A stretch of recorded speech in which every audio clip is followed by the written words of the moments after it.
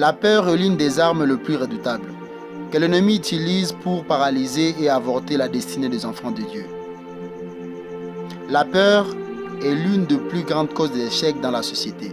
Peur d'échouer, peur de prix à payer, peur de donner, peur de maladie, peur de tomber dans le péché, peur du diable, peur de critiques, des oppositions, peur de la pauvreté, peur de la prospérité.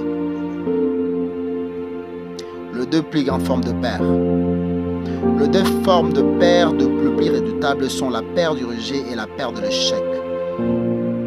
La peur du rejet vous conduit à ne pas essayer, à vous conformer à la pensée populaire, à ne jamais vous démarquer.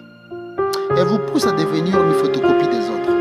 Elle provient de l'amour conditionnel que vous avez reçu de la part de vos parents. Lorsque vous faisiez quelque chose qui est désapprouvé, ils vous retiraient leur amour et vous l'avez interprété comme un rejet de leur part.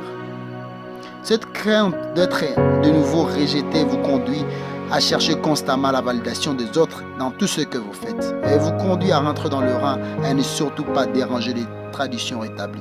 Comme ainsi vient de l'expliquer un pasteur récemment qui ne dérange pas ses ranges.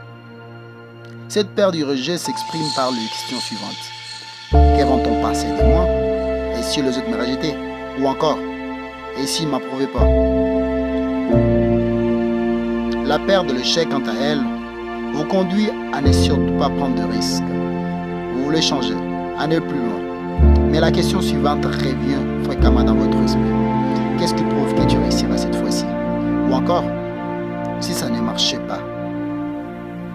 La peur vous pousse à remettre au lendemain constamment ce que vous devriez faire aujourd'hui et vous pousse à choisir le statu quo, à rester dans votre zone de confort en attendant patiemment qu'un jour la chance va vous sourire ou encore que tous les faits soient ouverts avant de sortir du chemin.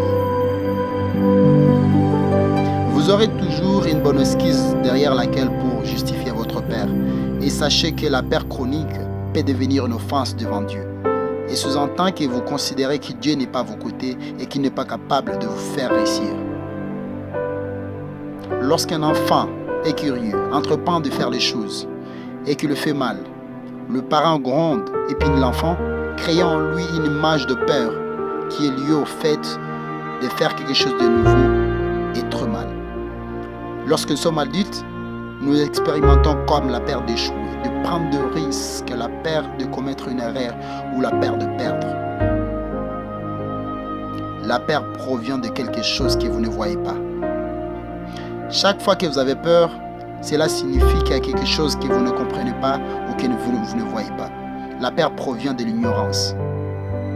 Moïse aurait toutes les raisons d'avoir peur en se présentant devant Pharaon, le roi des Monabiens.